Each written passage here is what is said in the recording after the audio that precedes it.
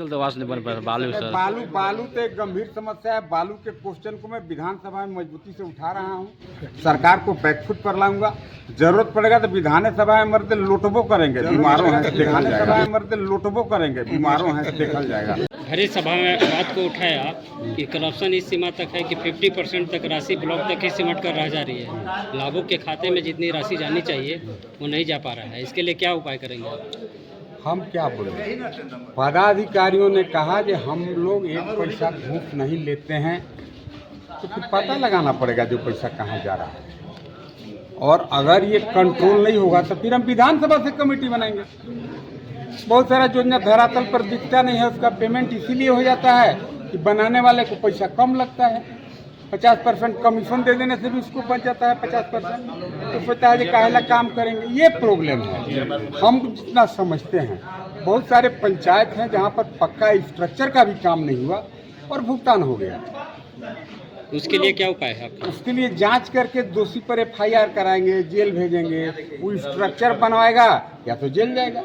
रंका में 30 वेंडर हैं और उनके खाते में राशि सरकार के जो मानदंड है उसके विपरीत जा रहे हैं राशि। इसके लिए क्या होगा? नहीं, उसके लिए बात हुआ, मनरेगा के गाइडलाइन में है कि भाई डायरेक्ट लाभुक के खाता में पैसा जाना चाहिए। तो फिर ये बीच में वेंडर क्या है, क्यों वेंडर को देना चाहता है सरकार? हमको अभी मनरेगा के गाइडलाइन का हमको भी अभी जानकारी बहुत नहीं है कि भाई क्या कहता है कानून। अगर एक्ट में है कि वेंडर को नहीं सीधे बेनिफिशियरी के खाता में जाएगा तो जाएगा। मैं इसको पूरे राज्य में सुधरवाऊंगा। रंका हाई स्कूल के जो फील्ड बनाया गया था उसमें भी अपने मनमाने ढंग से उसके खाता को क्लोज कर दिया गया है। मनरेगा का काम था वो तो हम नहीं जानते हैं ज़्यादा। हम तो आपको मालूम है कि चुनाव का जीत गए कि बेरा में पड़ गए डाइन लागवा दिया। इसलिए हम घूमबे नहीं किए, हम पहले बार अइबे किए हैं, निकलबे किए हैं। और वह स्वस्थ अभी भी हैं। ये लगा कि महाराज फेसबुक पर गारागारी कर रहा है, लिख रहा है, कह रहा है कि बीमार नखवा मध्य जाके सूतल हवा।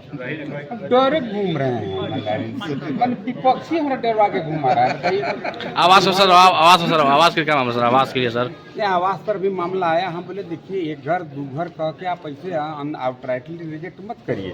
गरीब लोग है, कहीं से ईंटा ले लिया, 4 टुकड़ी ईंटा ले आया, सीमेंट ले आया, रॉड लाया, मान लीजिए कोई छोटा सा रूम ढाल दिया तो आवास हो गया।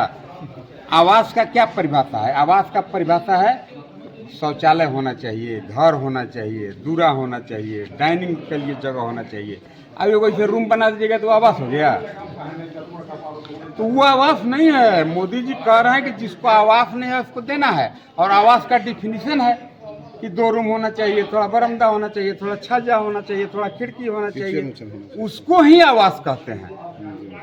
ये नहीं जो 5-10 फुट बाई 10 फुट के वो ढाल दिया किसी तरीका से ईंटा उटा खोज के, बस वो आवास हो गया। नहीं, मोदी जी ने कहा है कि वह आवास नहीं है। आप आवास के डिफिनीशन को पढ़िए ना भाई, वह डिफिनीशन है आवास का। हमको लगता है कि रंका के 90% आदमी जो बेनिफिशरीज हैं, जिनको प्रखंड और अन्य ऐसे ही औचक निरीक्षण, इसको समझिए। और मैं अपने जीवन में घूस नहीं लेता हूँ। पानी को लेकर के गिलास उठा करके मैं कहा कि मैं नहीं लेता हूँ। लेना अच्छा भी नहीं है, बाल बच्चा परिवार पर उसका आह लगता है। अगर आप गरीब का निवाला खा जाएंगे तो पाप जरूर लगेगा। वही पाठ प्रशासनिक पदाधिकारी को ही पढ़ाया हूँ। उन लोगों ने भी कहा है कि हम लोग भी घूस नहीं लेते हैं, लेते ही नहीं हैं। बहुत अच्छा है, हम तो यही चाहते हैं। फिर अगर उसमें कहीं कोई फर्क आएगा तो विधानसभा है। सर कुछ ऑपरेटर का मामला आया सर, कोई ऑपरेटर का मामला? ऑपरेटर का मामला हम बोले कि आउट ऑफ टर्न, नियम के विपरीत अगर रखे होंगे तो हटा दीजिए। मैडम बोली कि नहीं, मैं इसको देखता हूँ क्या कि कौन से क्राइटेरिया में वही ऑपरेटर है, क्यों है, क्या मानक था उसका, तो सब पता लगाएंगे। आज तो देखिए औपचारिक मुलाकात भी था, थोड़ा बात भी हुआ। अब आज के बाद थोड़ा विधायक के रूप में बदल जाएंगे। चलते आवास नहीं बन पा रहा बालू सर। बालू तो एक गंभीर समस्या है। बालू के क्वेश्चन को मैं विधानसभा में मजबूती से उठा रहा हूँ। सरकार को बैकफुट पर लाऊंगा। जरूरत पड़ेगा तो विधानसभा में मर्द लोटबो करेंगे, बीमारों हैं देखल जाएगा।